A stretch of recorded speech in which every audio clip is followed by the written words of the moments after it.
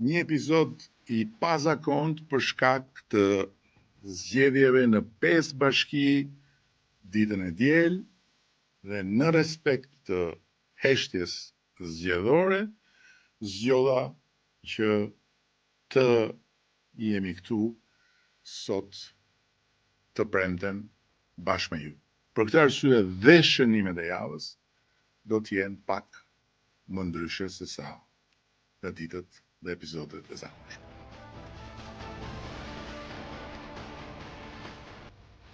Kjo javë ka pasur disa momente kyçe të rëndësishme për të nënvizuar. Spari kemi quar në Kuvendin e Shqipërisë projekt buxhetin e vitit 2026. Një projekt buxhet ku kryefjala janë pensionet. Ashtu siç i zotuam në zgjedhje, ky mandat do të jetë mandati i rritjes së përvitshme të pensioneve. Pensionistët tanë, përveç se do të marrin këtë dhjetor bonusin e plot të fundvitit, duke filluar nga janari, do të kenë një rritje tani më të shtrirë muaj për muaj, bazuar mbi logjikën e bonusit për mbi indeksimin e përvitshëm natyrisht. Sipas kategorive, ky moment do të jetë një moment që do të vazhdojë vit pas viti dhe pensioni do të rritet duke shkuar dhe duke u përputhur me objektivat ambicioz të vendosura dhe të shpallura gjatë fushatës elektorale. Konkretisht, pensioni urban me vitet e plota të punës do të shkojë në 40.000 lekë të reja nga 27.350 që është sot. Pensioni urban i pjesshëm do të shkojë mesatarisht në 22.000 lekë të reja nga 15.850 lekë që është sot. Pensioni rural do të shkojë në 18.000 lekë të reja nga 11.500 që është sot. Pensioni familjar do të shkojë në 18.000 lekë të reja nga 11.400 që është sot, dhe pensioni i invaliditetit do të shkojë në 30.000 lekë të reja nga 20.000 që është sot.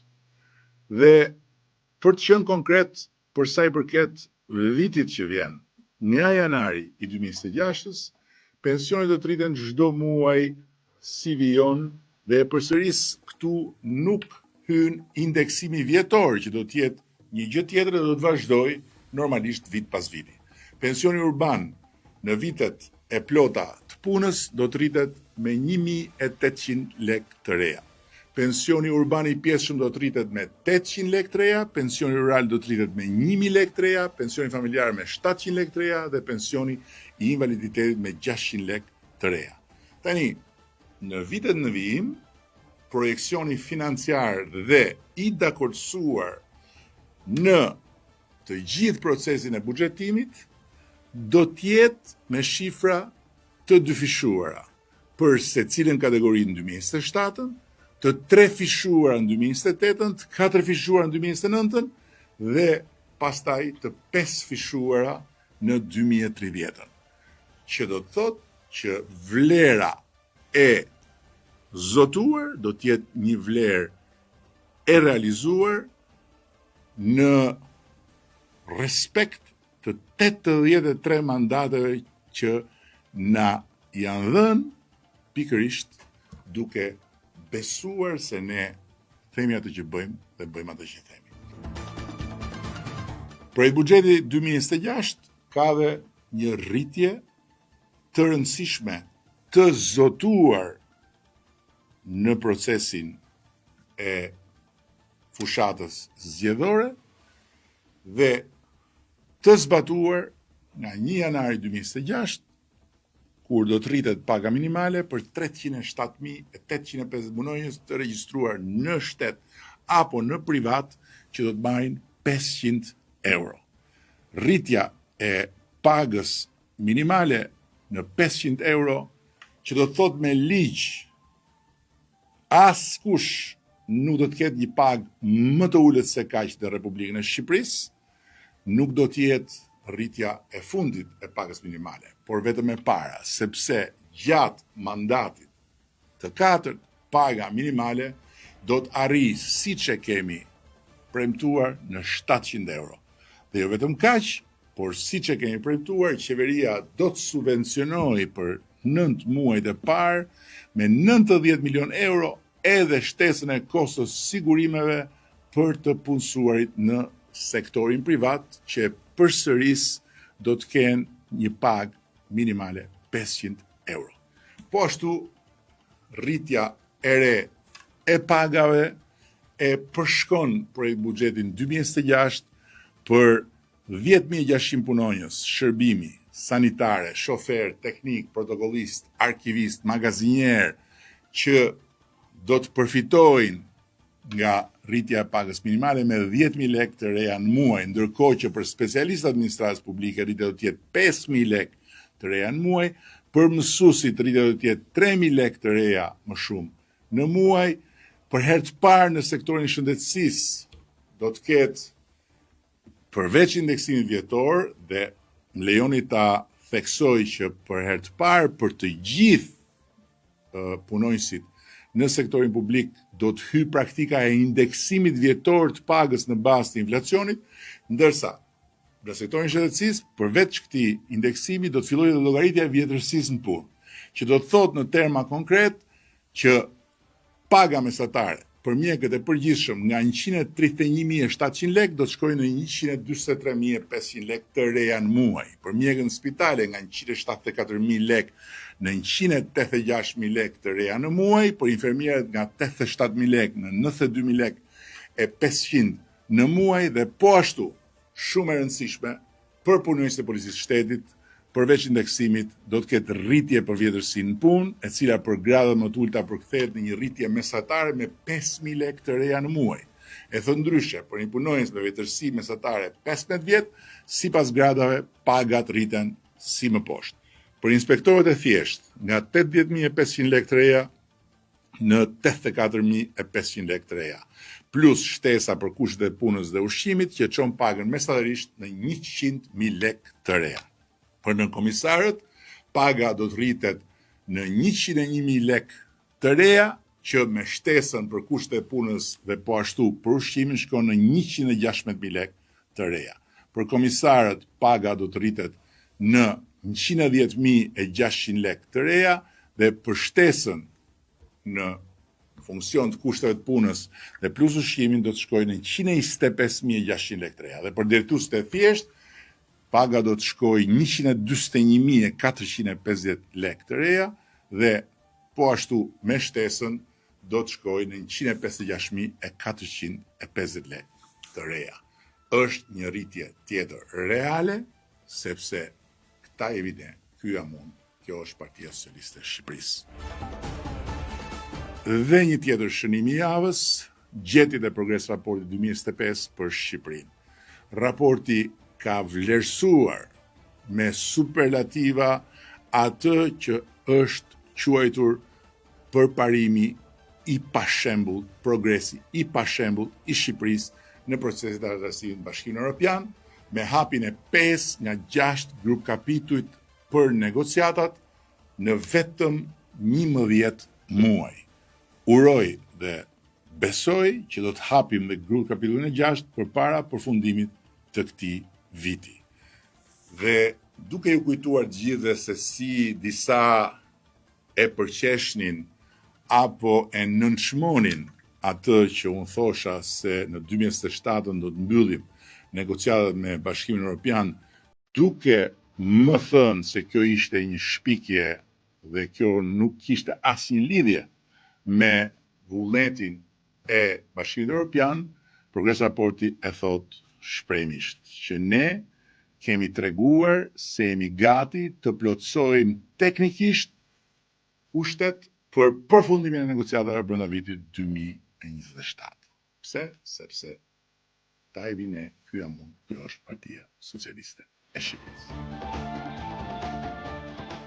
Dhe shënimi i fundit i kësaj jave të shkurtër lidhet me mendimin e gjykatës kushtetuese për të rrëzuar dekretin e presidentit dhe faktikisht edhe vendimin e qeverisë për shkarkimin e kryetarit të Bashkisë së Tiranës. Ka disa rrjedhime logjike nga ky vendim që unë dua t'i rinënvizoj pasi i kam shprehur edhe paraprakisht. Spari, siç duket, dhe nuk është hera e parë që duket për gjithë ata që duan ta shohin, unë nuk i pas kam kapur të tëra pushtetet. Kjo është fare qartë, apo jo, dhe është një gjë e mirë që duhet ta pranojnë dhe ata që faktikisht e kundërshtojnë jo mbi të vërtetat, por mbi të pavërtetat. Së dyti, në Tirana nuk do të ketë zgjedhje deri në 2027. Kushtetuesja mendon se kryebashkiaku i Tiranës nuk mund largohet përveç se në zgjedhje, atëherë këtu jemi përballë një disproporcioni të dyfisht, disproporcionit të mbajtjes tij në qeli në dëm të lirive dhe drejtave kushtetuese të tij si person dhe si zgjedhur për të drejtuar qytetin, por dhe disproporcioni në dëm të së drejtës kushtetuese të popullit të kryeqytetit për të shërbyer nga i zgjedhur i vet, apo jo. Dhe streti vjen logjikisht çdo njeri normal që nuk sheh tek qëndrimi i kushtetuesës një qëndrim të verbër kundër qeverisë paravan dëm të madh Tiranës, por sheh një qëndrim të vendosur parimor, nuk ka se si të mos pres që me të njëjtën parimësi, kur të gjykojë para burgimin e tij, kushtetuesja ta kthejë Erion Velia në detyrë për të vijuar procesin gjyqësor në gjendje të lirave. Më duket se edhe kjo është gjë më normale. Tani, e para dhe e dyta janë sigurta, përsëris. Pika e tretë mbetet për tu parë, ndërkohë që unë dua të theksoj edhe diçka tjetër. Çfarëdo është thënë, secili ka drejt të thotë çfarë doj, nuk ka thënë të vërtetën lidhur me arsyen e shkarkimit të kryetarit bashkisë nga qeveria, si ledhoj e vendimit të marrë nga Partia Socialiste në Këshillin Bashkiak. Sepse e vërteta është shumë e thjeshtë. Tirana duhet drejtuar. Tirana nuk mund të jetë një trup pa kokë. Kryeqyteti i Shqipërisë ka nevojë për të zgjedhurin e vet mbi krye. Kështu që kush ka në dorë të ndihmoj në zgjidhjen e këtij ngërçi absurd, duhet kujtohet se përtej të gjitha teorive tjera të konspiracionit, kryeqyteti nuk mund të trajtohet si jetim për vite me radhë. Ky është një skandal në vetvete dhe është një skandal për cilin qytetarët e Tiranës paguajnë një kosto dhe kryeqyteti paguajnë një kosto çdo ditë të padrejtë.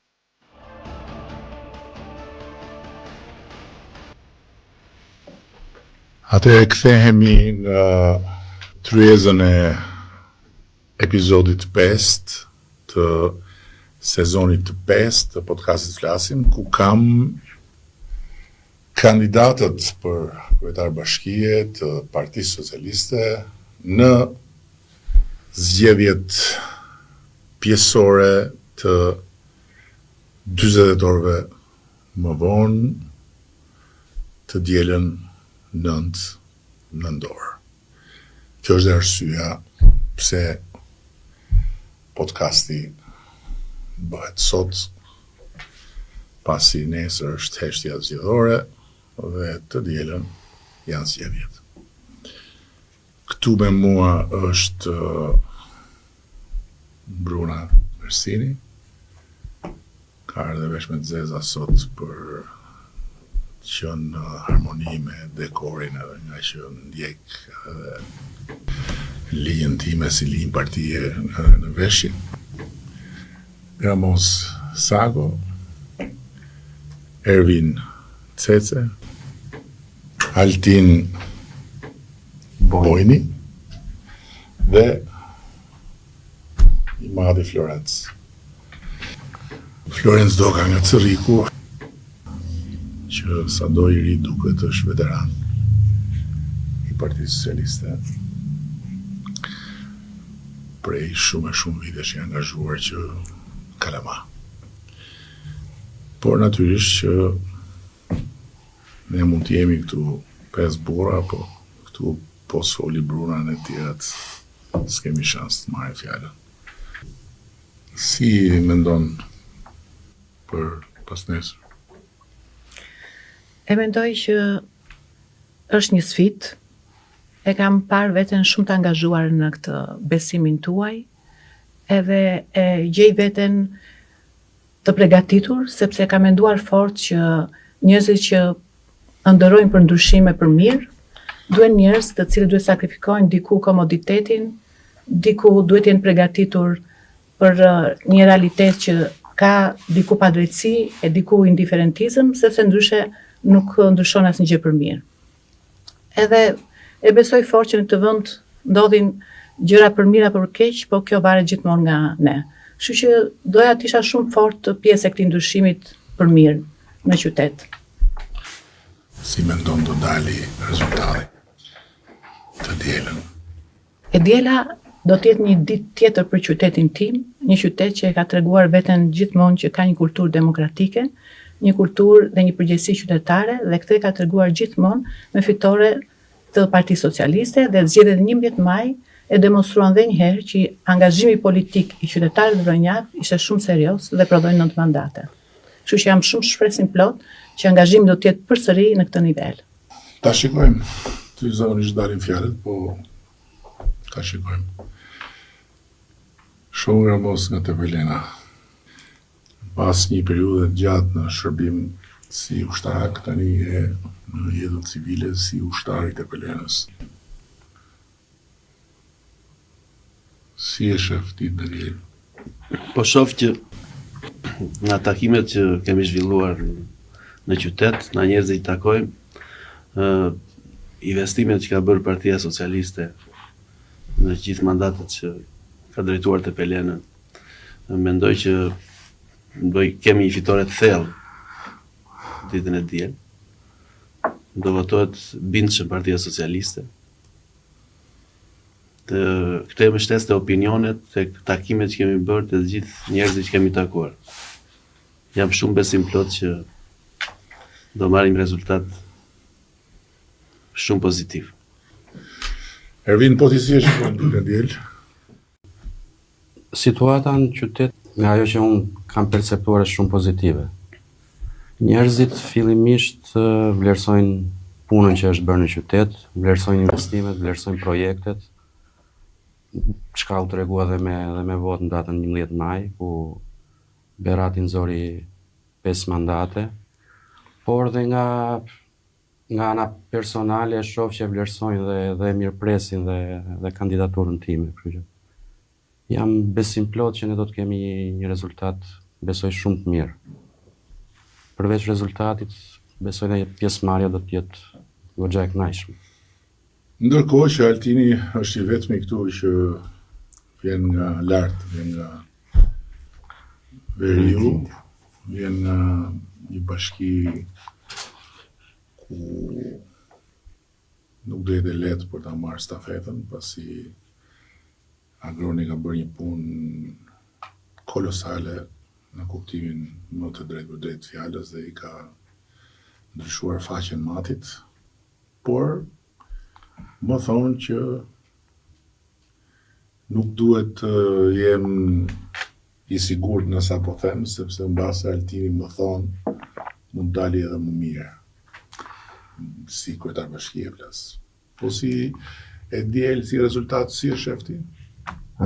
Për ditën e diel me datën 9 nëntor, unë e shoh që njerëzit do kenë rezultate mirë, sepse matianët di ta vlerësojnë punën e bërë gjatë gjithë këtyre viteve. Në bashkinë Mat janë bërë investime që për shumë dekada nuk janë bërë, edhe Mati do votoj me një rezultat të thellë, se Mati meriton vazhdimsinë e gjithë këtyre punëve që janë bërë deri më sot.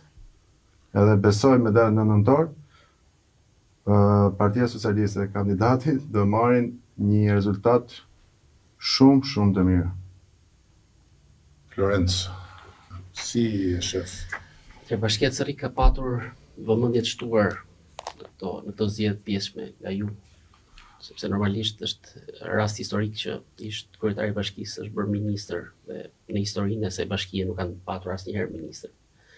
Dhe qytetarët e Cerrikut jo vetëm për të rast, por dhe duke vlerësuar edhe kandidimit tim, duke vlerësuar nga ana juaj, është mendoj që do të jetë një vot për të majtës dhe djathtës, do të jetë një vot qytetare. Dhe me siguri do të jemi në garë, ndoshta duke marrë dhe pak të Pelenës, nga herët e tjera që ka qenë bashkia e parë me sa mbaj mend zgjedhjet e fundit. Dhe me siguri do të jemi në garë të plot për rezultatin maksimal të radhë.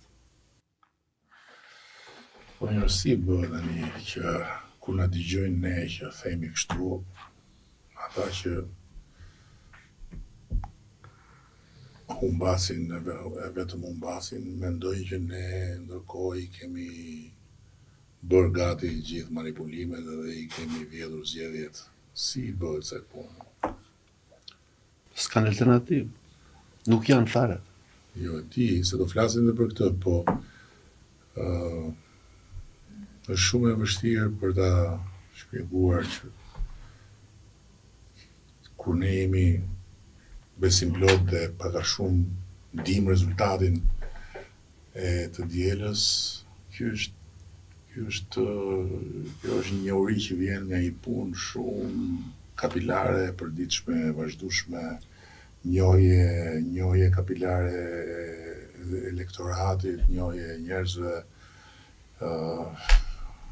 Halli madh, po ti si e shef ti për apo s'merresh fare me këtë pjesë? Ja, unë jam marrë. Këtë kanë nxjerrë ty atje një se Aty ka dy kandidat, është një djalë Gjergjinika që është regjistruar si i pavarur, dhe një djalë tjetër që përsërish i pavarur ka dalë i mbështetur nga Partia Demokratike. Çfarë profesion ky? Njëri nga këta është një djalë Gjergji, ekonomist në profesion, është antar i Këshillit Bashkiak nga Forca e Djathtë, kurse Dionisi vjen nga një botë e biznesit, ka pas një biznes të vogël të vetin edhe u tregua ambicios ta provonte veten në politikë. Po les ku e këmbësh tek këta dy? Po Partia Demokratike firmat Dionisit jadra. Allah. Ndodhi në Florë. Apo ata vetë bëjnë fushat apo jo? Ata nuk bëjnë fushat, se thonë që ne mbështetëm, pa ai s'është i Partisë Demokratike, s'është joni, domethënë një pavarur që s'është as i varur. Jo, është hall shumë i madh sepse do një parti që ka siklet i vëri fytyrën e vet një sfide dhe përdor fytyrat e tjerëve. Në ndërkohë këta që ja japin fytyrën borxh asaj partie dhe bëjnë sikur janë të pavarur, po edhe këta bëjnë sikur e mbështesin, po se duan, ndërkohë që është halli i madh. Po ti kë ke atje në Është një çun i ri, ka një biznes aty në Shton. Ka dhe një biznes në Tiranë. Po dhe këtu kështu i pavarur? I pavarur është, po i mbështetur në ta. Çfarë? Po çun i ri, 24 vjeç. Ka marrë grafik design, diçka kështu. Artiste. Lëviz në qytet, takon njerëz, nuk është se është. Po Berat. Pak a shumë e njëjta histori dhe në Berat. Kandidat i pavarur, i mbështetur nga opozita, një zotni që është larguar prej 30 vitesh nga qyteti, jeton këtu në Tiranë. Ka kandiduar dhe herë tjera si i pavarur. Po, e njëjta histori pak a shumë. Pra le të themi, Po e mbështesin këta apo as? e mbështesin, më thonjza. E mbështesin në këto takime zyrtare, po me çpo nga ajo që shohim qytet pak a shumë vetëm xhiron me një rreth ngushtë. Po është shumë larg asaj lidhje me qytetin, nuk. Halli i PD-s tani, ndjes pas është kujt ja lëm humbjen nder. Është kujt ja lëm Është e humbjen lënë nder. tavolinë që në momentin që kandiduan individ të tillë pa ndonjë lidhje me qytetin apo me partinë, për mua është e lënë tavolinë. Po në natë, kush është një? Në mat kemi 2 të pavarur. Njërin që mbështet Partia Demokratike, janë të 2 avokatë. Mbështet haptas apo kështu si ta? Ja, mbështet. Avokat. Domethënë i ka dalë për zot. Po.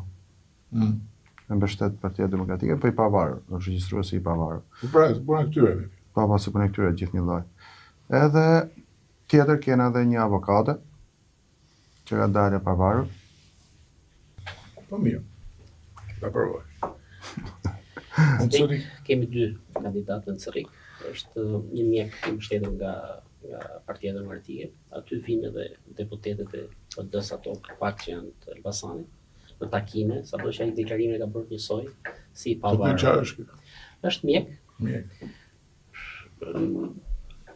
Lufta më të madhe ose atë zhurmë më të madhe, më saktë se nuk është luftë, po e bën Shqipëria bëhet, që është me përfaqësuesin e vet dhe me tikun që vjen dhe filmon kabinat elektrike.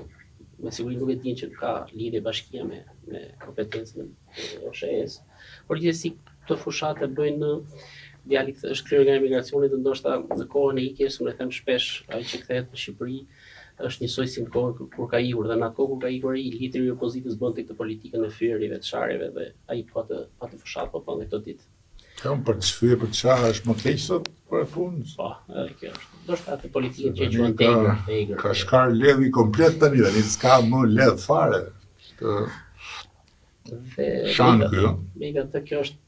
Ky shan. Unë kam quajtur i mjeku është më i qetë. E kam quajtur mjeku po hyn për të bërë. Po mjeku është i PD-s, pra i mbështetur nga PD, ndërsa emigranti është nga pse janë 2 kandidatë. Jo, e kanë fjalën janë ndarë, nuk janë bashkë siç janë këtu. Nuk janë bashkë. Janë të 2 të ndarë, secili konkuron për vete. Shqipëria bëhet shan të 2 kandidatët të majtën dhe djatën, domethënë për që të dalin mbi palët. Situata është që të 2 bashkë nuk do të bëjë dot as përqindje që ka pasur deri dje PD-ja në zonë. Shqipëria bëhet shan të 2 palët, po si bëhet Shqipëria duke sharë gjithë, këtë se diu.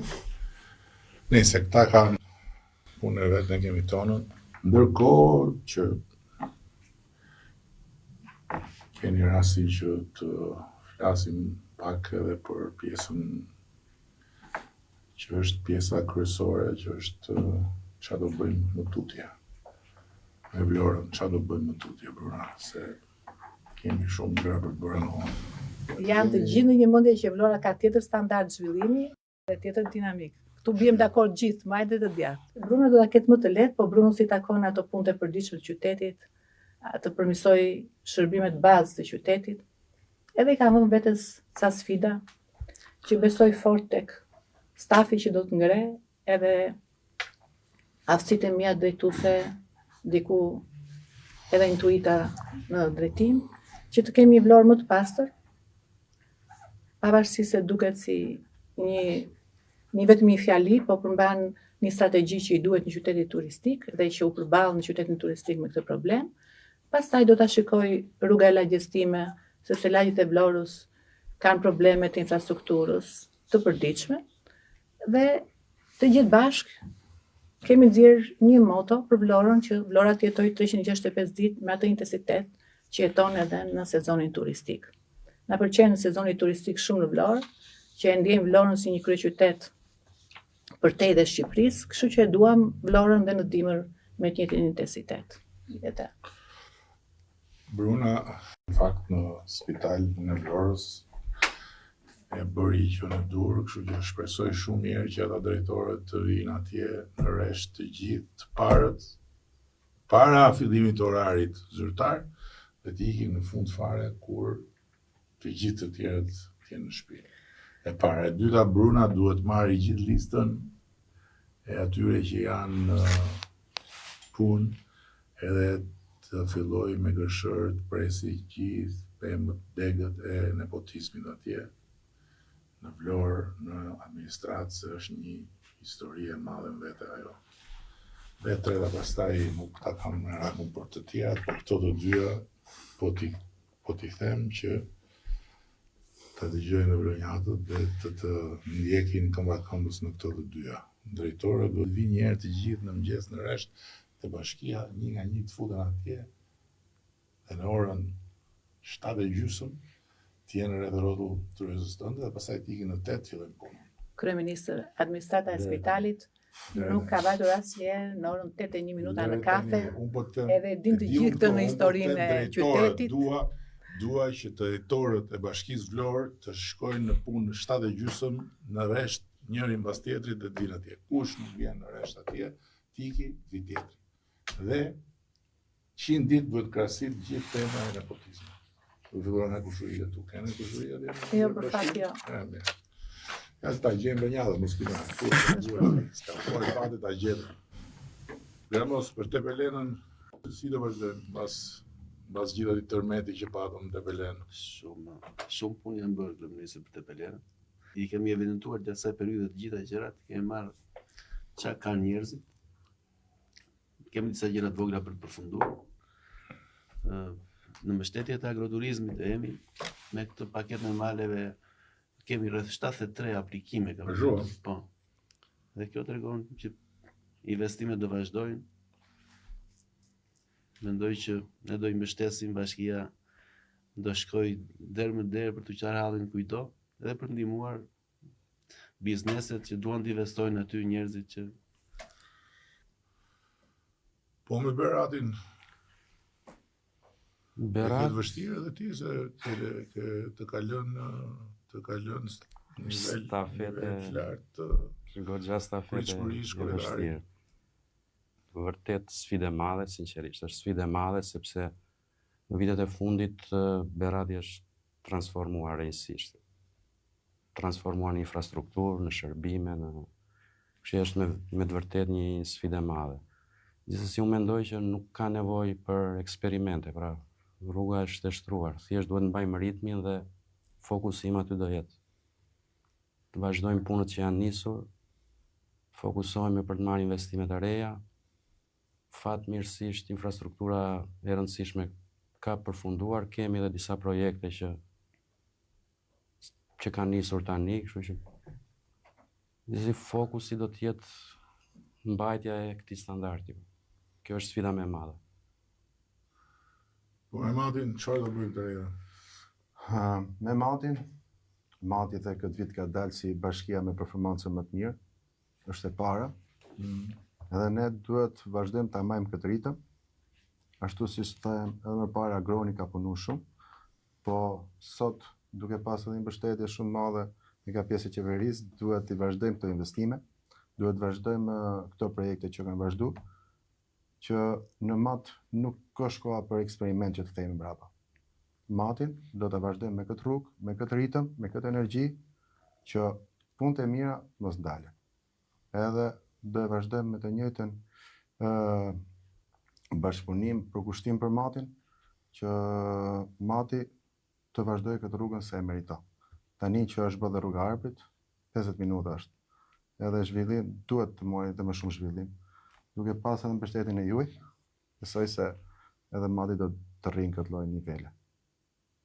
Që kemi.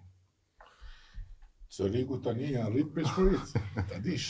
Është vërtet është rritur goxha pritshmëritë.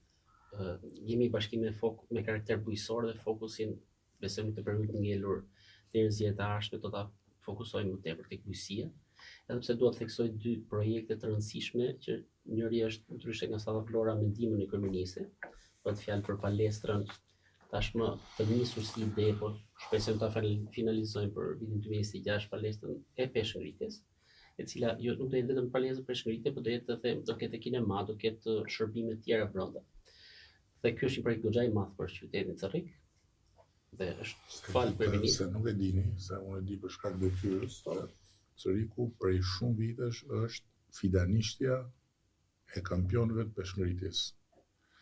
Nuk e di se çfarë. Kemi kampion botror, kampion europian. Nuk e di se çfarë ka atje në gjë, uja, ajria, se di çfarë ka atje, po atje ka një tradit, është dhe profesor i famshëm. Ka një tradit që të vegjël merren me peshngritje edhe janë sa kampion. Rezultatet, Medalje, rezultatet, ka më shumë medalje Cërriku, domethënë ka marrë çunat atje të peshngritjes, kanë edhe vajzat. Po kemi dhe vajza. Kanë marrë medalje në total më shumë se sa, nuk e di, gjithë tjerët bashkë, nuk e di, është një shifër e llatashme. Kështu që për këtë arsye po flet për të pjesë. Dhe një projekt tjetër që kemi në VMC dhe besoj se me problematikat që kemi do të jemi ndoshta bashkia e parë green në shpenzimet e energjisë. Kemi marrëdhënie shumë të mira me Gizin Gjerman. Ne kemi bërë projektin e parë fix kompostimit në Betjeve që besoj se jeni ndjeni. Po tashmë si jam ndjeni, po ajo ishte gjëja që më bëri shumë kurioz dhe që aty fillova ta ndjekun ato ndisin shifra se çfarë bënte. Dhe tashmë kemi një projekt që jemi drejt finalizimit për një investim nga Gizi Gjerman rreth 1 milion euro. Parashikojmë që të ndërtojmë panele që më pas këto të heqin shpenzimet e gjithë bashkisë. Pra gjithë thotë ndryshim rrugor, shpenzime në shkolla për energjinë, shpenzimet bashkisë. Dhe kjo do na mundsoj që rreth 160-107 milion lekë vjetra që ne paguajmë në vit për energji, kursehen për më pas shkollave dhe të implementojmë ndoshta në gjitha shkollat me siguri pjesën me chiller, pra mos jetë më as kaldaja, naftë, dru etj. Por të arrijmë tani që këto shpenzimet i kemi në zero dhe këtë investim ta kthejmë për këto shkolla. Dhe kjo pa paguar asnjë taks nga taksa paguesit të Rrika sepse është ndihmë që vjen nga jashtë. Besoj se me këto dy projekte që mendoj që ja vlen të theksohet, e ardhmja e Rrikut do të jetë ndoshta i afrohet pritshmërive, sato që pritshmëritë më vërtet janë shumë dhaja. Ajo që duhet pas parasysh nga të gjithë dhe profitoj nga rasti ta them këtu dhe për tjerët përsëri që duhet kryetarët të bashkive të jenë shumë vëmendshëm që ta ndajnë në dysh trurin qytet dhe fshat.